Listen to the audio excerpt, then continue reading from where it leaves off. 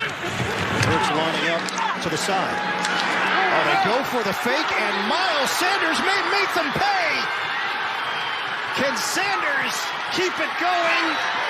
Cannot, and he fumbles the ball and scooped up by Arcega-Whiteside for the touchdown. It's been an odd day for Philadelphia, and that is a strange way to score. Ruling on the field with the fumble at the 4-yard line, recovered by the offense. Touchdown.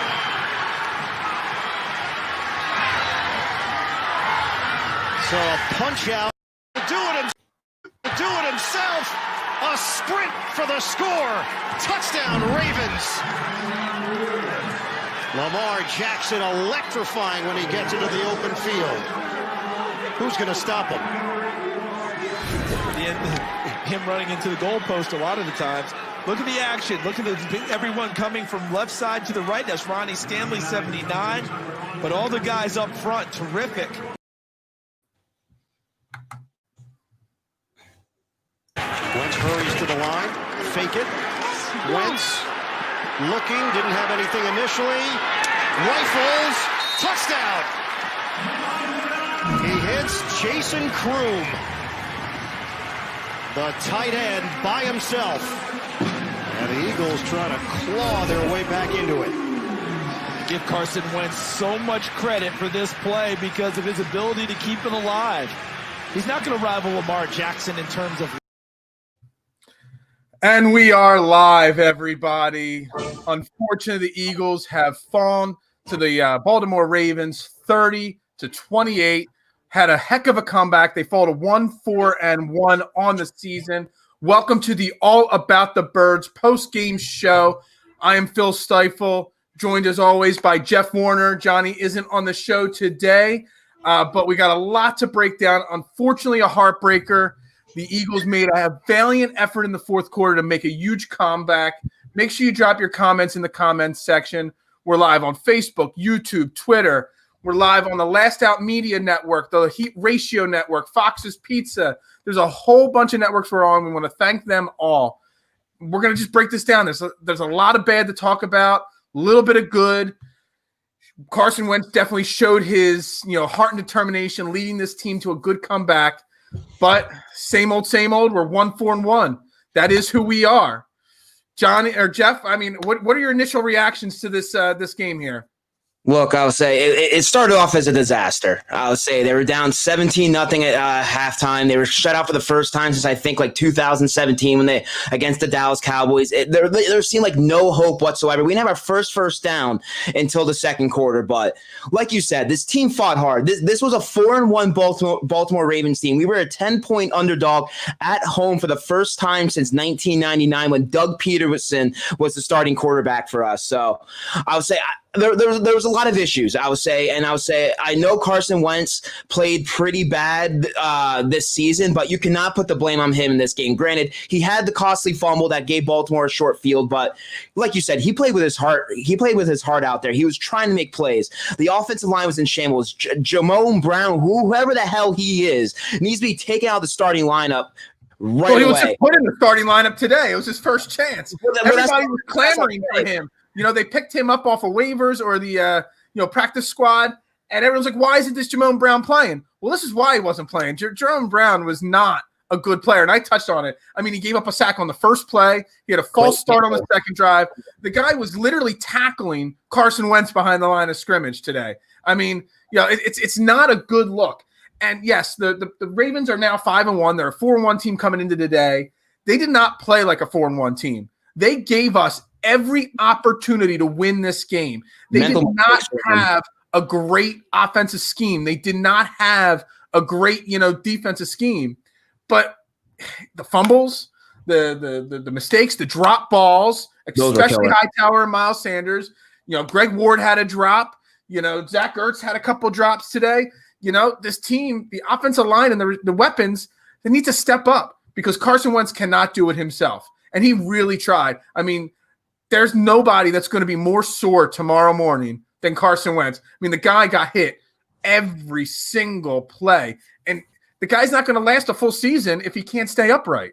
No, and I'll say they desperately missed Lane Johnson today. And hell, even Matt Pryor. I felt Pryor would have been a little bit of an upgrade over some of the guys out there. But again, injuries are costing them. I would say Carson played his heart out, but he was without Miles Sanders at the end of that game. He apparently had a knee injury that was questionable at the return, and then he was ruled out.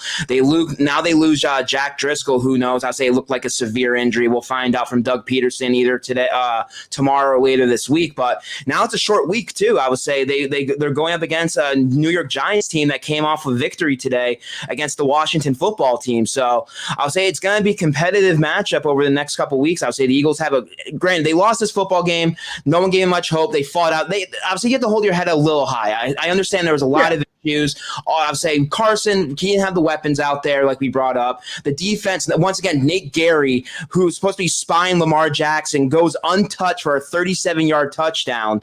I would say the defense had their problems, but you have to give them a little bit of credit. That second half, they made a couple of stops to bring them back in that football game. Things are starting to click offensively. It just comes down to, like you said, execution. I would say those drop passes, penalties, missed blocking assignments. I would say there was a bunch of issues, a bunch of mistakes, and if they don't have those mistakes, they possibly win the football game. Absolutely. I mean, again, Carson, he's bringing up here M. Cantz, sacked 5 times. ESPN's got it listed as 6 sacks, but he was hit 16 times. He was knocked down. And that's not counting the times he got hit when he was running the ball. You cannot win when you're under that kind of pressure nonstop. I want to shout out to the stat lines for today. Carson Wentz, 21 of 40, 213 yards, 2 touchdowns. He had an 84.7 rating.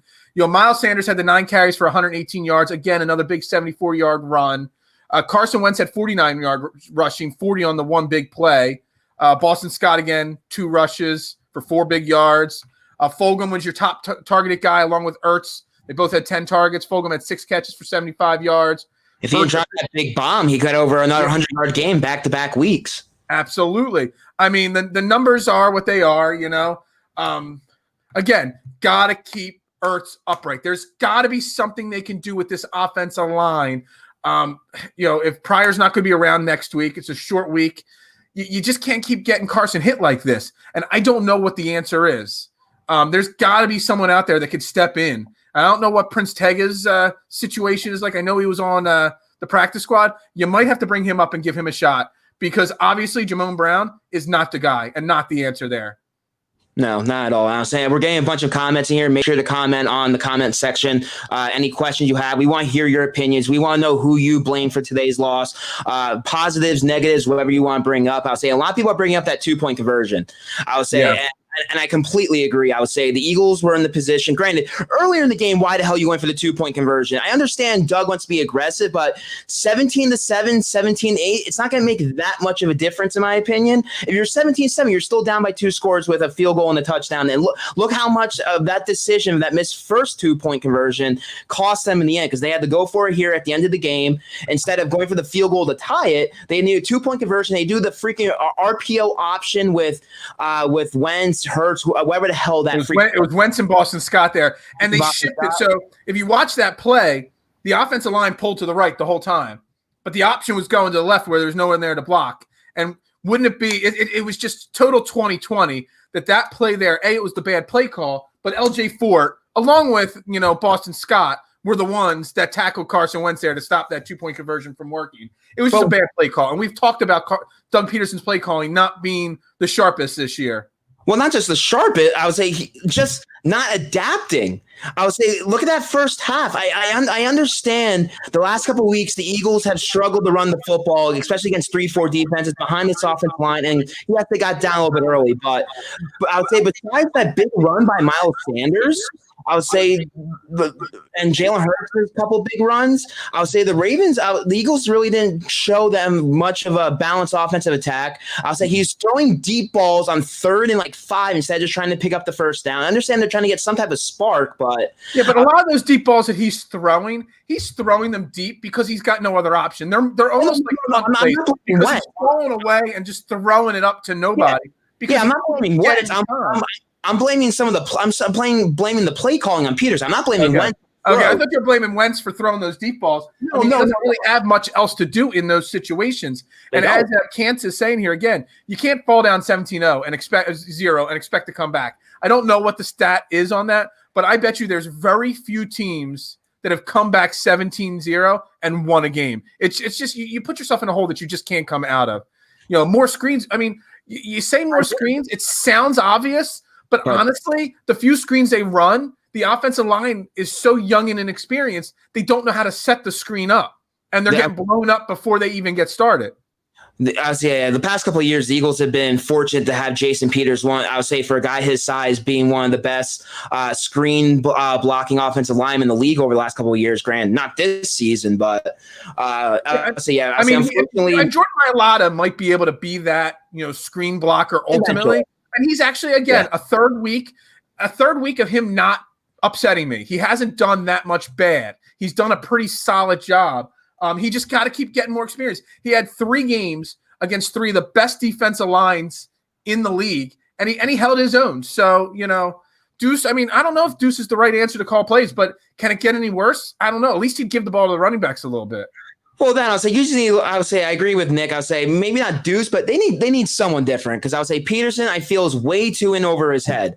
And it's going to be interesting to see how he handles the offensive game plan, especially with the report. I would say you can check at aatbirds.com. That Adam Schefter reported this morning that apparently Deshaun Jackson, even though he missed today's game, he is expected to return per his sources this Thursday against the Giants with the short week. So I'll say in the 3 games that Deshaun Jackson has played, I'll say I felt Peterson was trying too much to get Jackson the ball. So who knows if it's going to completely disrupt the whole offensive game, whatever game plan he has in place. But I'll say no, regardless if Deshaun comes back, they better not take away any type of playing time from Travis Fulgham, I'll say, because the dude has absolutely earned. Granted, he had the big drop today that was costly, but he didn't have drops today. Hightower had drops. Ertz had drops. Ward had multiple drops. Exactly. So you can't just blame the one drop on him, because it was pretty much the entire team was dropping balls left and right. And not good. Right before halftime, if he catches that, who knows? They're a better field position for a field goal. So I'm just saying. I would say I know some people want to say that he's a guy that had a drop, but I'll say regardless, he's shown to be your leading receiver right now until someone else steps up. So I would say regardless with Deshaun coming back, they need to still get Fulgham involved and have some type of offensive game plan, because this is a critical game this coming Thursday, which we'll discuss. I mean, we're 1-4-1, but we have 3 straight divisional games. Yeah, that we could literally be 4-4-1 in 4 weeks' time. I mean, they're all winnable games in our division. So Chip brings up a really good point here. The second part of it here, they need an offense coordinator. He says here they got 9 guys, and then he follows it up in his second comment: passing game coordinator, run game coordinator, special assistant to the offense. No. You need an offense coordinator. Yes, everybody was jumping all over the Frank Reich bandwagon and train, but that's not the point. The point is that there's not one voice calling the offense, and there's not one voice in the offensive room leading that charge. And that's a really good point that needs to be brought up there. Well, then I'll say, who knows? I'll say it brings just not on game day, but during game preparation during the week. Who is technically the guy that's leading Carson in the week? Is it Doug?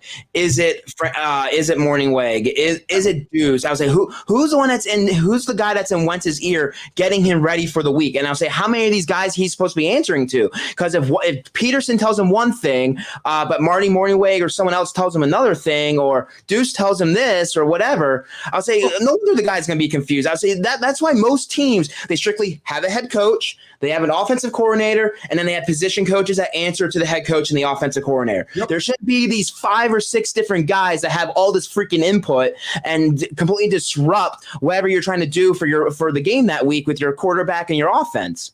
So I think that comes down to the whole, we talked about it a little bit this week, the controversy with who's in control of this team, with the Howie Roseman controversy and all.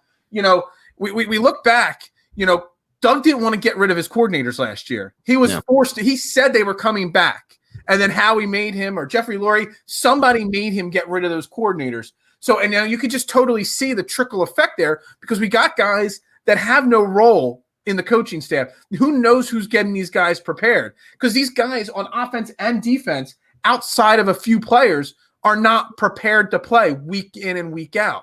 They're constantly making amateur mistakes. The drops are focus. Drop balls normally come down to focus. I mean, if you've made it to the NFL, no matter how low level you are in the NFL, you should be able to catch the ball. And it's a lack of focus that causes that. So, this is a coaching issue, but it's also a GM issue.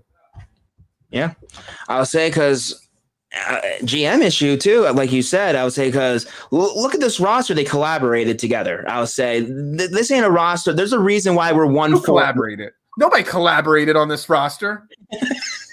Well, I would say because according to the report, it seems like it's all Howie Roseman. Yeah, I'll say Howie's the one apparently that's been having control when because Jim Schwartz apparently wanted the linebacker in the first or second round and a corner or safety, and then didn't work out. So I'll say that's a topic for another discussion. But this has back to this game. I would say you just look at these stats, and it's just astonishing.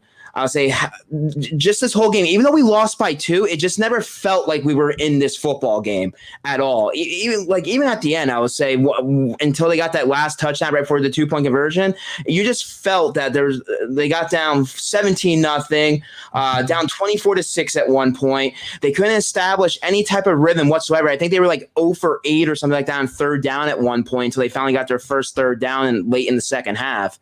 I'll say it's just surprising in how they came back, and I would say hopefully, even though they lost this football game, they can hold their heads high against a winning team and have a little bit of this momentum going into Thursday's game. Another thing I want to touch on with the play calling and with the being down and all, what is with Doug Peterson's, he just does not kick extra points. We finally score our first touchdown. We cut it to 17-6. Instead of going for the extra point, which kept it to a 17-7, 10-point, 2-score game. He has to go for 2 all the time. And now you're chasing that extra point the rest of the game. Well, the end of the game's a little different if they go for the 1 there. Yeah. I think he's trying to figure out some type of spark to spark the team and spark the offense. I'll say he's always been a head coach that's been aggressive. I felt after that first touchdown, there was no need to go for 2. You're down 17-0, 17-10. You're still down 10 points. It wasn't like they were down 20-6 and you need the 2 point because you're going to need points later on. I just felt he was playing from behind. He was going to be playing from behind. He was trying to get as many points as possible and trying to spark this offensive, the offense in general, because they were very anemic in that first half, just going 3 and out. At one point, I think in their first 3 drives, they had a total of 2 yards. They were averaging negative 0.4 yards per play at one point. So I just felt he was trying to find a way to get that spark with Carson and trying to get points on the board because he felt he was going to need points later on. So I want to also say, with him being so, aggressive like he likes to be, Miles Sanders got hurt. Yeah. Boston Scott and Corey Clement are not NFL running backs. I've been saying it since before the season started, and it's proving it. So actually in the game, and I know I've called for less trickery in the and less Hurts. Hurts actually had some positive plays today out there. Okay. Not just a 20-yard run. He had a couple other plays out there. I don't know how many snaps he was on the field for, but he had multiple rushes and he had the reception. Once Miles Sanders went down, Jalen Hurts didn't see the field again the rest of the game. No. Why are you going to put – instead of having Boston Scott on that 2-point conversion, they should have had Hurts lining up next to Wentz there. At least that gives a little bit more trickery, a little bit more for the defense to worry about, because they're not going to respect Boston Scott. They're not going to respect Corey Clement. And I think that's the issue, because I would say with Jalen Hurts in there, they know, I would say it possibly could go to Sanders. It could possibly go to Hurts. With Boston Scott in there, like you said, no one's fearing Boston Scott. No one's fearing Corey Clement on an RPO option. They know it's probably going to Jalen Hurts and someone's going to spy him. So I feel that was a major loss, I would say, losing Miles Sanders late in that football game, because it somewhat changed what was working in that second half, especially with Jalen Hurts on the field. I would say he brought a little bit of a spark to the offense. I would say he brought a little bit of trickery, a little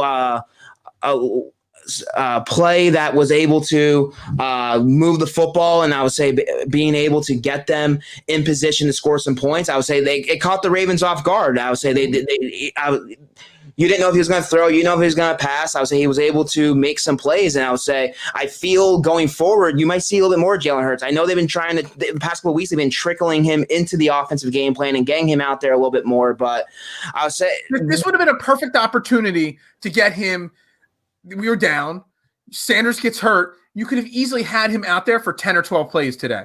Yeah. Because it was actually not just a 20-yard run, that trickery, reverse pass back and forth and all. I mean, it was a 3-yard gain, but it's something that now has added another wrinkle. And then the one play that he didn't even do anything on I think it was a completion to Zach Ertz, I want to believe, where you had both of them lining up in the shotgun, and both of them had their hands up to receive the snap. That is something that we talked about, and Dan Orlovsky has talked about before the season, something that can create a lot of trickery. Heck, you could put Greg Ward back there and have the three of them back there in shotgun. It's something that – so Peterson wants to be uber aggressive all the time for the sake of being aggressive, but yet when he has an opportunity to be aggressive, he's not aggressive. And that's where there's some kind of disconnect there.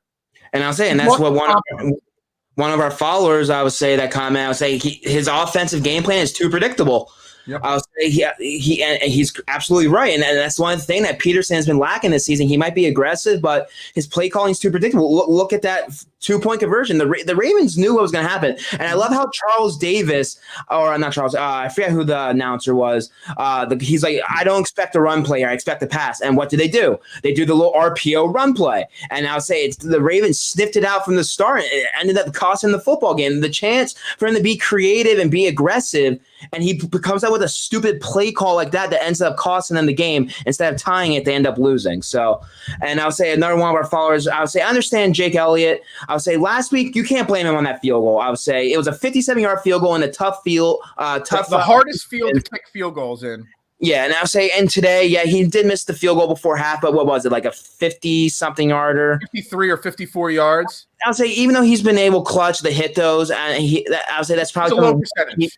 It's one he should have made, but I would say every once in a while you're going to miss those kicks. And I understand, I would say maybe Peterson's lost confidence in him a little bit, but I just don't see that's the case. I just feel Peterson, the Eagles got too far behind, down 17-0, 24-6, and he just didn't want to settle for the extra point. He wanted to try to make sure that they had a chance to win this football game in the end and go for constantly the 2-point conversion. Yeah, I agree with you on that. A couple things I want to touch. Let's talk a little bit about defense here for a minute or two. Yeah. Obviously, we gave up 30 points. Obviously, Nathan Gary. I mean, he gave up the big run on the Lamar Jackson touchdown. There was actually a third down end around that only went for like 8 or 10 yards where he took an awful angle. But I want to talk positive on the defense because there were a lot of people predicting 35, 40, 45 points for the Ravens today, and the defense actually played, for the most part, outside of a few specific players and plays, pretty well. And the one guy that I know Johnny has brought up a bunch of times, it's been awful this year, Fletcher Cox had a really, really good game today.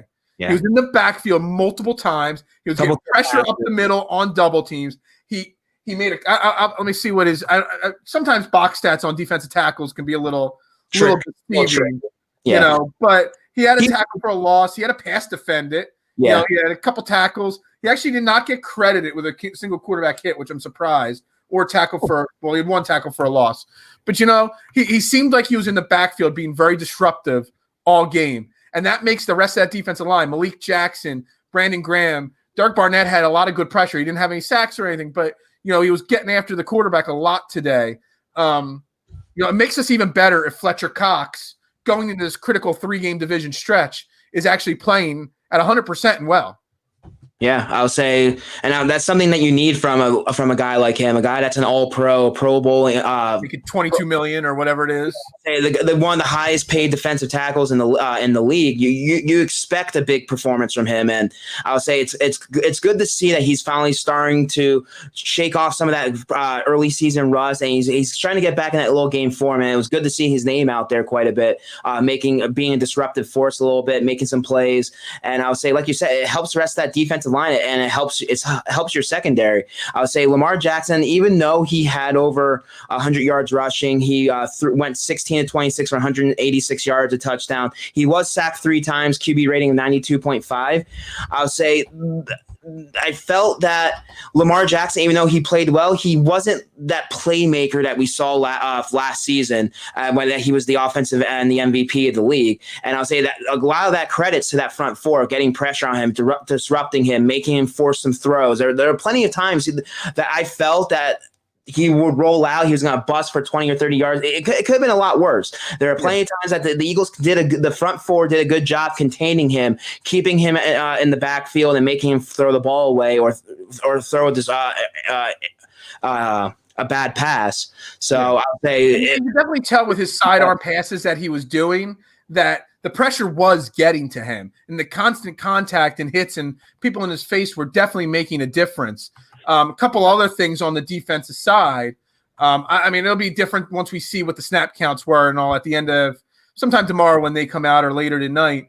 But it was nice to see. So Geary, as always, led the team in tackles with 9 total tackles. He's out there all the time. Singleton was tied with him with 9 tackles. So it was nice that he was getting more playing time, and he seems to make more plays than him. But it was also nice. I mean, he didn't play great, but he didn't play bad. He actually got snaps on defense with Davian Taylor. The rookie, which was nice to see. And before he got hurt, Kayvon Wallace was out there making plays.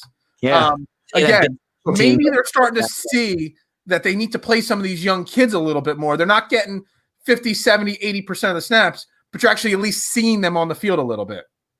Yeah, I'm saying, and that's something that we're going to need to see, especially the way this season's going. At 1-4-1, I would say, granted, we still have a shot in this horrible NFC East, but we keep on bringing up. I would say you need to see what you have in these young players, and you need to see if they can go out there, and you need to give them some type of playing time to see what these guys can do, because this upcoming offseason, it's going to be a crucial offseason for this Philadelphia Eagles franchise for the future, for the next couple of years. I would say they're, like we keep on saying, they're in cap hell. They're going to need to hit on almost every one of these draft picks, and you need to know what positions that you're going to need to go in this offseason. So it was good to see some of these young guys out there making some plays and getting some playing time so the coaches can see what these guys can do. Yeah, I mean, I saw it. I got like a million comments on Twitter that we got to sell at the deadline, sell. And I've brought it up multiple times this week. There's no value. We can actually be sellers at the deadline and still be competing for the division because we've got these young guys and 6-7 wins. I mean, when the Cowboys lose today, because they will to the Cardinals. Tomorrow. I'm sorry? Monday night. Monday night game. When the Cowboys lose to the Cardinals, I thought it was the Sunday night game. When the Cowboys lose, we're still going to be tied or not tied. We're going to be in second place, a half a game back of them. We're right there. We control our own destiny, as I said. So we can be sellers. You could sell Cox or Ertz or whoever you want to sell. And I'm not saying we need to trade those guys specifically. That's just who I've been hit up with as the sell. But because you've got these young guys, we don't know what we have with them. And again, we just hung in there, lost by 2 points to a 5-1 football team. Okay. We're not that far off. If we can keep Wentz upright, this team could have won the game, because there's a lot of things that we could say. It was the interception or the fumbles, the Geary's bad play on the Lamar touchdown. There's a lot of things that we did lose the game. But if Carson Wentz has a few more seconds on a few more plays, we could win this game. So if we can somehow figure out the protection of Wentz, it's going to make such a difference.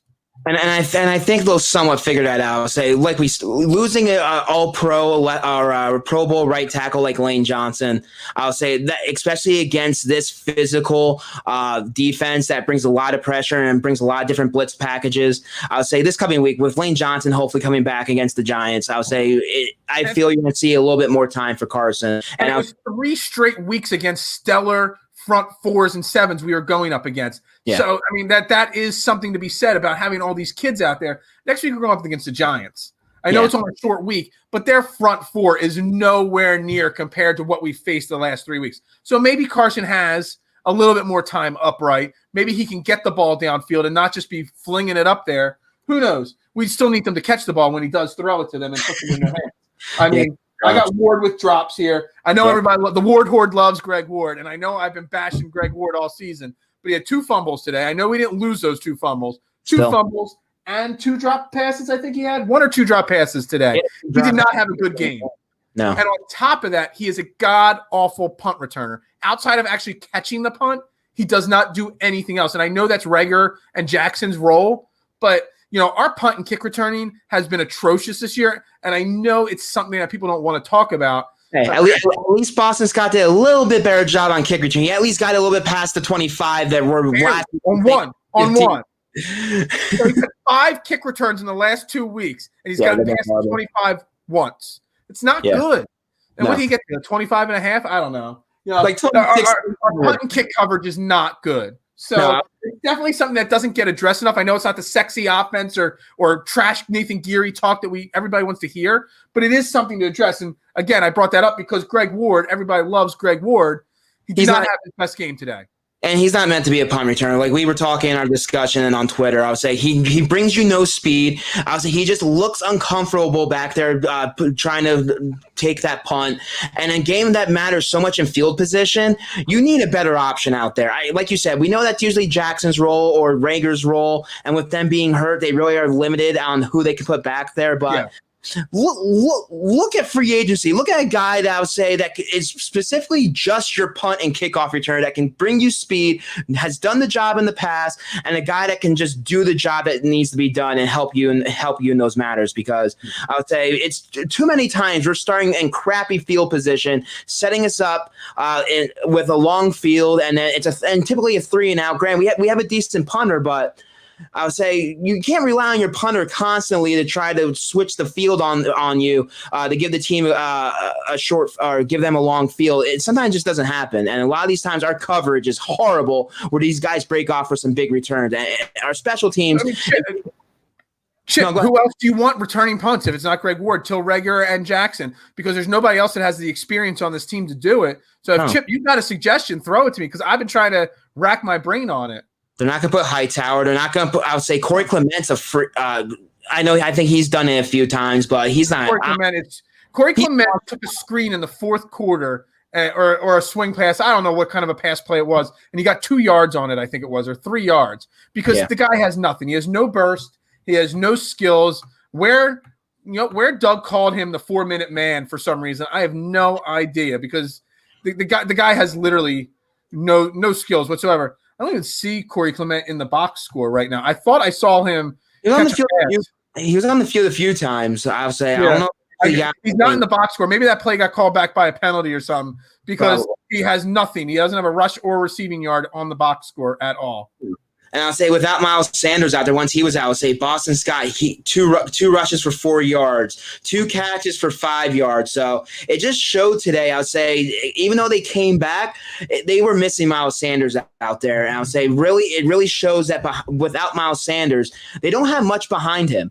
And that's a constant issue that we keep on bringing up, that I would say the Eagles, they don't have that running back. That I would say, why are we relying on Boston Scott? Why are we relying on Corey Clement? If Miles Sanders is lost for the season, God forbid, I would say these are guys that cannot be options for us in our offense that you're going to expect a lot of production from. They might get a couple yards here and there or some garbage time, but these aren't guys that opposing defenses fear. And I'll say that's what's it's going to put a lot of pressure on Carson Wentz to make plays, and it showed that towards the end. Granted, he was able to bring us back. He played with a lot of heart, and he made a lot of plays at the end.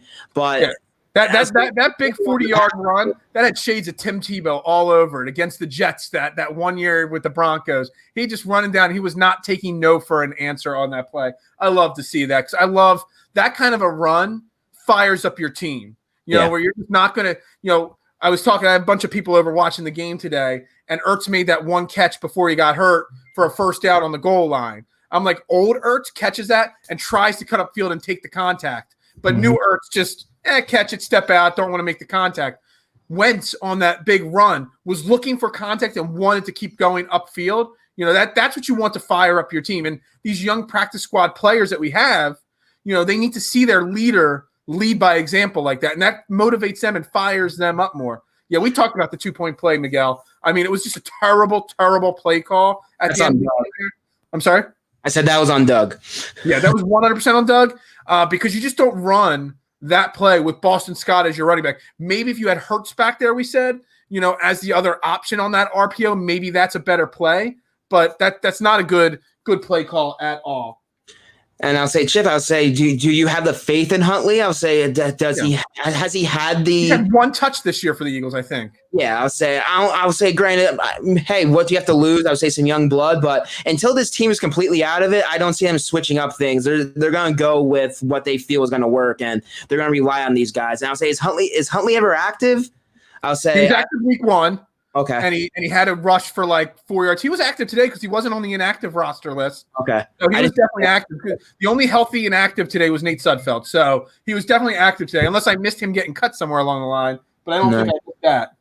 I don't think so either. I'll say this is the All About the Birds post-game show. We are live on Facebook, Twitter, and YouTube. Phil Stiefel, Jeff Warner, and you. Make sure to give your comment. We want to hear from you. I'll say, who do you blame for today's loss? What positives do you see from today's game?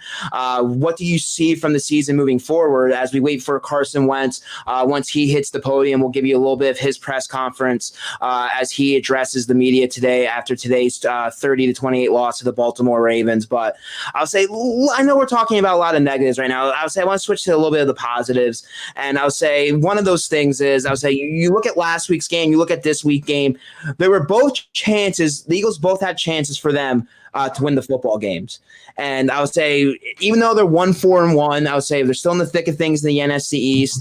And I would say it's one of those things, even though they lost the last 2 weeks, they're against two good football teams. And for them to stick around and being able to stay in these games and still have a chance to win it towards the end, I'll say it has given a little bit of confidence. It's a little bit of momentum in their favor, especially against some of these. They have 3 straight NFC East opponents. They have the Giants this week on short week on Thursday. Then they have a little bit of a half bye week against the Dallas Cowboys, and then they face the Giants again. So I'll say hopefully these last 2 games, the way they were able to fight back, Carson Wentz is playing a little bit better, is giving them the opportunity and the confidence and the momentum to put them forward and try to win these next 3 football games against much needed NFC East opponents. And Miguel checking in with the Jefferson over Reagor if we draft it. Yeah, hindsight's 2020 because of Reagor being hurt. I'm still in the same boat that Jefferson should have been the pick or a defensive player. But Reagor, we don't know. Reagor still has potential to be a really, really great player going down the line for us. But the one I wanted to talk about, the comment before that, J-Jaw is our number 2 wide receiver. If word goes down, at least J-Jaw's got a touchdown and a 2-point conversion today. I mean, if you want to look for positive, the guy was in the right spot at the right time. And I said it with the guys watching the game earlier. It was actually his fault on that rush because he didn't finish his block for Miles Sanders to get, because he was getting lazy on his block. So, Sanders had to cut back into the field, and that's where the fumble happened. But at least he fell on the ball, right place, right time, and he was wide open, and he didn't drop the 2-point conversion. So maybe there's some kind of positive for Arcega-Whiteside. I don't know. There's got to be something there. Stop it. Yeah, I know. I'm just trying to pull some positive out of Arcega-Whiteside there. Just anything I can. Hey, I'll say at least until we get Jackson and Alshon back to see what we have with our wide receiving core. Because I'll say, even though Fulgham has been showing that he's been impressive, he's been a little inconsistent. He had a couple big drops this week, same as Ward. But I'll say it's gonna be interesting. It's gonna be interesting to see how this offense. I would say once it's fully healthy, once we get Lane back, hopefully Miles Sanders' injury isn't critical and he's not gonna be out for any period of time, because we got a short week coming up. I don't know what his injury specifically is, but Thursday night's not that far away. It was a knee injury. What's going to happen on Thursday night if Miles Sanders can't play? That's not good. So real quick, I just want to tell everybody, thanks for tuning in. We appreciate everybody. While you're watching and while you're commenting, just click the like button, the share button. If you're on Twitter watching, just click retweet. Let's get these views up. Let's get everybody interacting. Help everybody find this is the best post-game Eagles show there is out there right now. Yeah, definitely. That was real confident. You're like, yeah, definitely. No. Sorry, I was checking the Eagles website to see if Carson's at the podium. Doug already spoke. We missed that, so okay. I'm trying to keep an eye out for. Right. We'll get it when we get it. So here's another one, another positive from the game. I mean, if I was him, I'd be the most disrespected member. I feel so disrespected. Jason Kroom. Who? Jason Kroom. Yeah, wide open for a touchdown. If you watch that play back from the second he got off the line to the second he caught that touchdown, not one defender was within 5 yards of him. They basically just forgot about him. Nobody cared. So it's nice to see, a wide open guy, and he actually caught the ball. But hey, some practice squad guy that we randomly picked up made a play for the game. So it's nice to see that because, the Ertz checking out story and topic and narrative is going to be there all season. What's his name? And Kroom, what's the other tight end? Richard Rodgers. He had a catch today. Yeah, they had a catch too. They're not doing any worse than Ertz is. So move Ertz. We didn't get much into it on the pregame show about the whole Arizona Ertz trade rumor. If you get a good offer, I know Dallas Goedert's hurt still for a few more weeks. You get a good offer for Zach Ertz, you move on from him because he's not actually doing anything on the field right now. I would say Carson Wentz has stepped to the podium. We'll give you a few minutes of his press conference. How do you of the way that game ended? Yeah, I mean, really, last week, this week, obviously the ending's not what we wanted. But to see the way guys have fought and being down in both games and rallied back, and the resiliency of this team is something that I don't think you can question. And the toughness of these guys. And, I mean, you got injuries all over the place, and you got guys stepping up that maybe just got here this week or, all over the board. And that's never an excuse, but there's a lot of good we can learn from. And the fight and the effort is something that I'm so proud of these guys to give us a chance to tie it up at the end of the game. Obviously, we came up short. We're frustrated with that, but I'm proud of these guys. We can keep building with this. We got a quick week to turn it around and start going in the right direction. We'll go Mike and then Chris Murray. Hey, Carson, what was it about Jalen Hurts' presence that got the offense going? Yeah, I think, Jalen's he's a playmaker, and you bring him in off the bench, and defenses have to be ready for where he's at, where I'm at, all of the above. And I think it puts a little stress and a little pressure on the defense. There's some exciting plays potentially there to be had, and it's something that we're going to keep repping, keep working on, and hopefully finding ways to supplement our offense and find a way to get some big plays that way. Chris and then John McMullen. Yes, the Dallas come back today, but you all go through situations where you play great one half and then terrible. Be a little bit more consistent. I only heard parts of that question, but I believe it was in terms of consistency offensively. Yeah, something wasn't right there. I'm going to look hard at, and I think we're all going to look hard at because it's something that's frustrating to be down the way we were at halftime, to put that performance out there the first half. We got to be better. Plain and simple, we got to be better. We got to execute better. The Ravens are a good defense. They have a great defense. They make life really hard and challenging, and so we got to give them some credit. But we can definitely execute better early in games, and I'm confident that we'll get it figured out. I'll say that was Carson Wentz talking to the media a little bit. I would say about today's loss, and I would say that last question. I would say, what's a decent question? I would say because that's we keep on talking about the Eagles' identity this season and basically how they don't have one. But on the negative side of things, the one identity they have is they're like Jekyll and Mr. Hyde. I'll say the one half, they're completely off. They're completely inconsistent. They can't do anything right.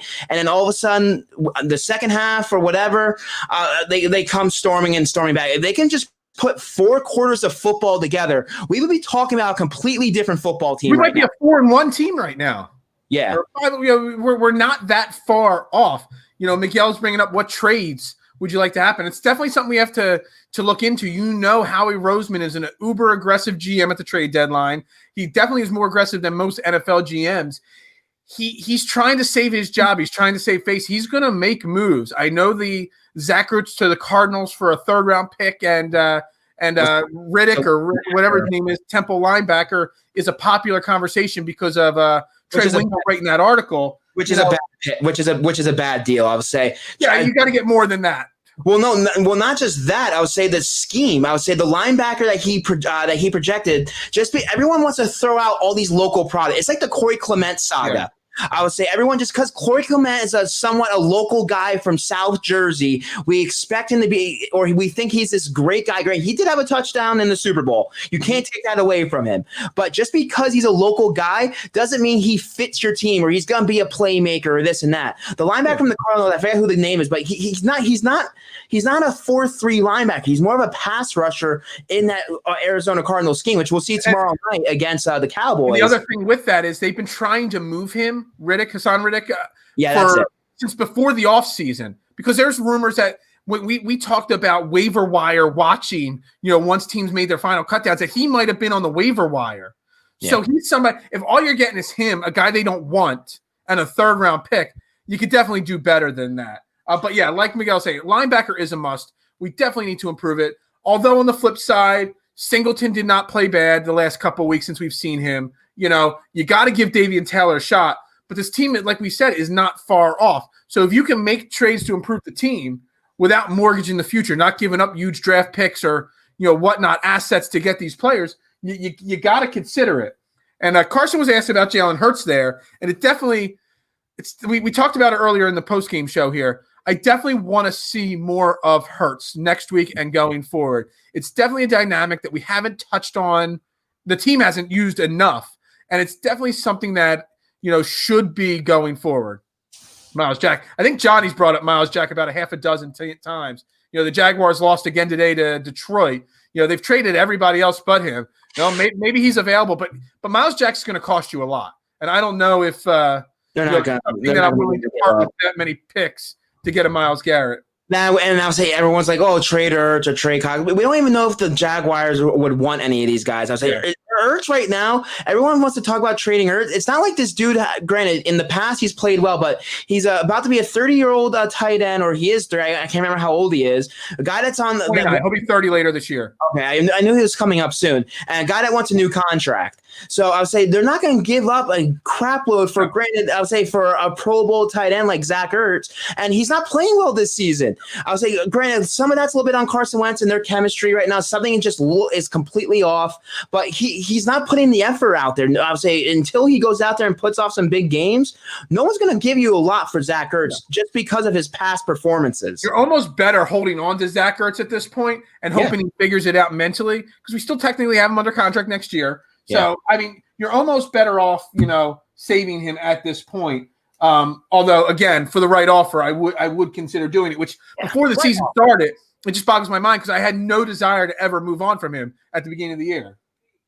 No, not at all. But I would say Miguel brings in Singleton over Gary. Probably true, but I would say even so, Singleton, I would say even though he's making some tackles, you still don't know what you have in him. I would say these guys, most of these guys that we're starting out there on other teams will be special teamers at best. Maybe or backups or situational guys. It's one of those things that the Eagles front office continues to do year in and year out and not value the linebacking position. And this offseason and in this draft, I don't care what the hell happens or who's available. They need to get some impactful players on this defensive side of the football. I would say Fletcher Cox, he performed well, but Brandon Graham, he's getting up there in age. We don't know what we have with Derek Barnett whenever he comes back. The secondary is atrocious, and I would say Rodney McLeod is getting up there in age too. You have a lot of declining players on this defense, so they need to, going forward, revamp this team. And I would say one of our new writers, Chip, who's joining the AAT Birds crew. Just this afternoon, and he's already pumping out content. Yeah, so he's pumping out content. He's tweeting out there. He has some great stuff. So make sure to check him out. But like he said, I would say even if we are in a situation to win the NFC East, in his eyes, he still feels this is a rebuilding year, and I somewhat tend to agree with him. I would say we're not playing well. This team ain't built for a playoff run, and I would say it's one of those things that I continue to boggle my mind and discuss internally. Is granted, I'm an Eagles fan. I want them to win. I want them to make the playoffs in general, but do we really want them to make the playoffs and to be a one team in and out in the first week and then ruin their draft position? And I know Johnny keeps on bringing up in our discussion, talking with us, and even on the show, that the Howie Roseman, this front office, they never hit on that. They have a bad track record with draft picks. You can't let that shy away from them. Or obviously, you can't let that shy away just because they have a bad track record going forward. I say, who knows? They might hit on a guy, and you usually have a better chance on hitting on a decent guy in the top 10 or top 12 compared to the 24th in the late first round and all that. So when you have a little bit more of those impactful players in the beginning of the draft. So it's one of those things where, yes, if the Eagles make the playoffs, I'm not going to be upset. But if they miss the playoffs, it's kind of beneficial right now, because I think right now, if the season ended today, we would have like a top 10 draft pick at this moment. Yeah. I mean, answering Chip's question, I think you can actually start the rebuild and still go for the playoffs.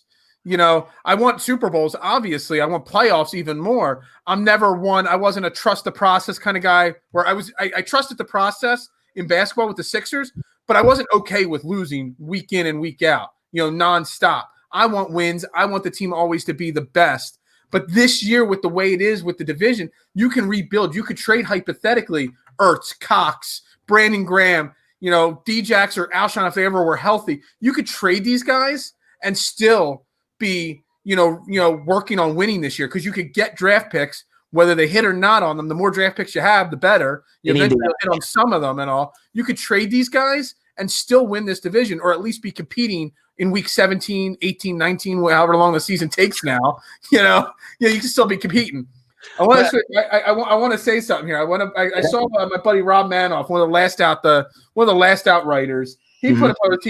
He shared what Merle Reese said, and I don't know when he said it, but he shared it right after halftime. So I'm guessing he said it during the halftime show when we were down 17-0. He said, "I don't know if they could beat the Giants next week." He's not wrong. That goes to what Carson had to say, where we're not with that question. You're not playing two halves because the second half Eagles crushes the Giants next week. The first half Eagles loses to the Giants next week. What team is this moving forward?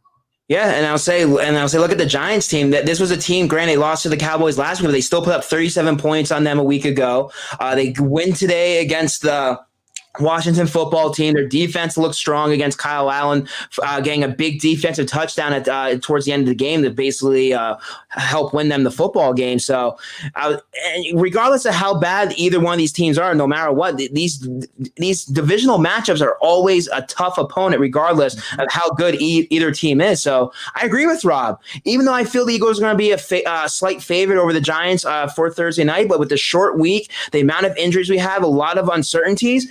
He could be right. They could lose. They could lose. He didn't say that. He was just sharing the quote from Merle Reese. Okay. Merle Reese said that he didn't know at halftime. He was thinking that they don't have a shot at beating the Giants. I don't say they don't have a shot, but I'm saying I wouldn't be surprised if they lose the football game is what I'm saying. Granted, I would say it's going to come back to, I feel, the quarterback play with Carson against Daniel Jones. Daniel Jones has been playing pretty well, but Carson's You also were a big Giants and Daniel Jones fan in the offseason, hyping them up all offseason. I felt with Barkley, the rebuild offensive line, and the improvements they made in the free agency on defense, that I felt they were going to somewhat be competing with the NFC East, which I'm technically not wrong. We have as many wins as the New York Giants right now. They're only a game out of first place. The Redskins are only a game. Everybody's within a game of each other.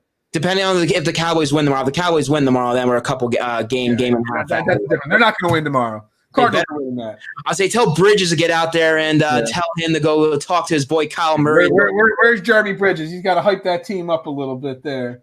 But we're pushing 52 minutes here. Again, everybody, thanks for tuning in here. We try to go about an hour and 10 minutes. Where do we go? What kind of positives? I mean, what are we looking at, as a quick, looking forward to next week and all? I think there's been enough positives in the second half of this game. But, what does the team have to do on this very short week to be prepared next for the Giants game? I'll say for Thursday night's game, it's going to once again come down to Doug Peterson getting his guys in place to make plays. I'll say he's got to get them ready this week. The short week, it's going to be extremely crucial, especially for Doug Peterson and his game plan. And he needs to get these guys in place because I'll say there was a lot of mental mistakes that we kept on bringing up throughout this entire show. There was drop passes, there were penalties, the big turnover by Wentz. So I'll say, like you said, there's some positives though. I felt like I said the last 2 weeks for the fact that they were in these football games against two probably look like playoff teams in the AFC and probably one of the couple better teams in the league. I'll say they have to hold their head up high. It's going to be I feel it's going to shift the momentum in their favor, and I feel they're going to be ready for against the Giants this week, but. We'll see. I'll say it also depends on who's back next week. I mean, because Miguel's asking when's Reagor going to come back. I haven't actually heard enough about Reagor when he's going to come back. I think it's a couple weeks more. Yeah, I think he and Dallas are still a couple weeks. Deshaun Jackson, I mean, I think you posted an article, should be back for the game. That adds another element. I think what Doug Peterson's a short week. You can't get all your normal practice in. To work on the mental aspect because of the young guys on this team, he's got to go in on Monday morning, show only the second half tape. Forget the first half tape. Throw it out. Guys, look at all these positives we did. and focus on trying to convince them to put those positive steps forward for 4 quarters instead of just 2 quarters or 3 quarters. And if you can mentally prepare these guys, there's a lot of young guys that aren't hurt on this team that they don't need that. The short week doesn't hurt the young guys. It hurts the older guys and the injured guys, obviously, more. Get these young guys motivated, focused on the positives, and moving forward, hopefully they can, pull out that win against the Giants. I mean, again, we beat the Giants. We're right back in the thick of things. We beat the Cowboys. I mean, who knows what happens after that? But you definitely got to, Chip checking in again, Jamone Brown, garbage. Yeah, I don't know. Who was the guy from Cincinnati that we brought in before the season started, the offensive lineman? I forget his name. You know who I'm talking about, the other offensive lineman. Yeah. Name escapes me. We brought him in. He passed the COVID protocols. He worked out with the team for 3 days. We never signed him. He's still available. But yet Jamone Brown, we brought him in a week or two ago. Hasn't been 2 weeks. What's that? Glenn. Yeah, Cordy Glenn. Yeah, Cordy Glenn. He's still out there. Cordy Glenn has a lot more track record of success than Jamone Brown. Not sure why nobody else has picked up Cordy Glenn. But, Jamone Brown, what did you expect from the guy? If you're going to get cut from practice squads like this, there's a reason why you're a free agent. Again, Cordy Glenn, there's the same thing. There's a reason why he's still a free agent out there right now. But Jamone Brown did nothing. But I think he had more tackles than he had, than some of the other guys on the defensive line against, Carson Wentz. I counted twice that he tackled Carson Wentz today.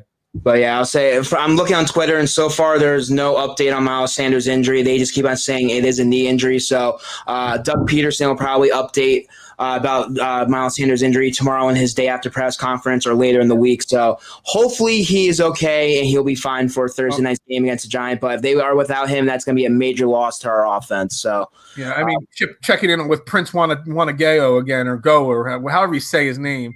Johnny's not here to pronounce the names for us. He'll probably get a chance if he's healthy, because there were some concerns in training camp that his knee was a little bulky and all, still recovering from the draft. If he's healthy, he'll probably dress and get brought up from the practice squad this week. We'll see. I mean, I liked him coming out of college. I thought he was a really, really good pick for the Eagles. Miles Sanders. I mean, I know I was against bringing in Le'Veon Bell. I was against them taking giving the money to Freeman and all the others that they had out there. But now it's totally going to backfire, because if Miles Sanders misses time, they have literally no running back. No. And I'll say I don't feel Bell's the answer, but there's really not much out there. I'll say I know Johnny was all for Le'Veon Bell. Didn't he sign with the Chiefs? He did sign with the Chiefs. Yeah, so he's going to go somewhere where he's going to get an opportunity to play regularly. Yeah. So he's an opportunity here now, Yeah, he's not even an option. I would say there's not much out there. So without them, I would say I don't know who may be available off some of these practice squads or whatever. But Killens never got picked up, so Killens could potentially be brought back and dress. Michael the Truck Warren, he's available to still bring up and all that kind of stuff. I'm sorry? Holyfield. You got all these young guys. You can, but these are all unknowns. Yeah. They really kicked themselves in the butt here at the running back position. They relied way too much. Clement had a big touchdown in the Super Bowl and will ever be a legend in my mind, but he's not a great running back. And Boston Scott, come on now. Boston Scott is not anywhere near Darren Sproles. I know everybody wanted to call him that. It's bad. Yeah, I say, Miguel, like we just said, there's really not much out there in the free agent market. Maybe look at some of the practice squad guys on other teams, or they, like you said, they'll bring up Holyfield or maybe re-sign Killens or some guys. Well, they're going to have to, because with no Miles Sanders, they've been dressing only 3 running backs each week, except for week 1 when they had 4 dressed. Yeah. And you can't only dress Scott, Clement, and Huntley. They're going to have to bring up a 4th, because with just those 3 guys, you're going to keep filtering those guys in and out till you find one that gets a little momentum. And honestly, there's no confidence in any of them. So you're going to have a game next week against the Giants.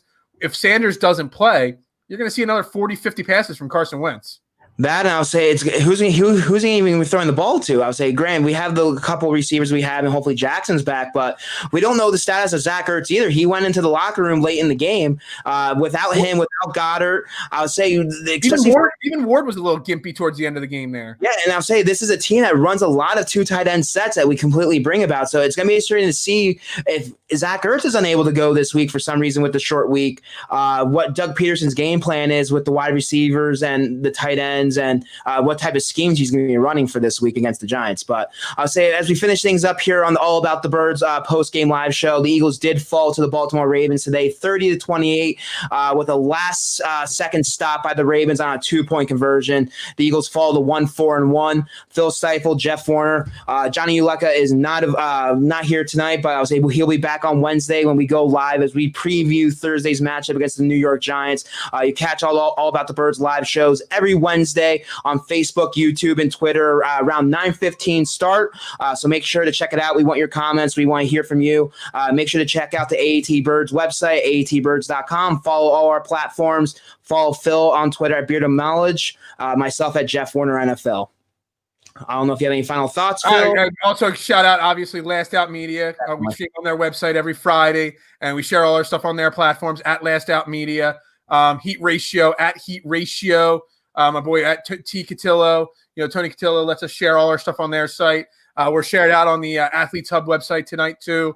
So at Athletes Hub, check them out. Again, if anybody watching is interested in writing, hit us up, send us a direct message. We're looking for more content producers. Even if you're not an Eagles fan, any kind of football content, pro, college, fantasy, gambling, anything, let us know. We're building a great team of writers on our website. That's where I got my start. I wouldn't even be part of this podcast if I didn't start writing with Last Out Media in January, and that's how I met these guys. So it's a great way to get started, great way to get some experience and build your name, and you never know. You might be on the podcast with us one day. Definitely. As we finish things up here, All About the Birds post-game live show. We appreciate everyone commenting. We appreciate everyone tuning in. We'll be back next week. Or sorry, I was saying, what are we doing for Thursday? Are we going to do a late night show, or we want to do it Friday? What are we planning on doing? The post-game show we'll probably do Thursday right after the game again. Okay. I'm not sure what we're going to do with our fantasy show. I normally do the fantasy and gambling show every Thursday night at 8:30. I'm going to talk to my guys, Jason and Josh, my gambling and fantasy guys. I don't want to do the show during the game, whether we do it early on Thursday or we push it off Friday or Saturday. We'll have to see. I'll keep everybody updated. Perfect. I'll say so. Yeah, we'll be back Wednesday live previewing the Giants 9:15, and then as the clock hits 0 with our All About the Birds post game show Thursday after the Eagles Giants game. So, Phil Steifel, Jeff Warner. Have a good night, everyone. Go Birds.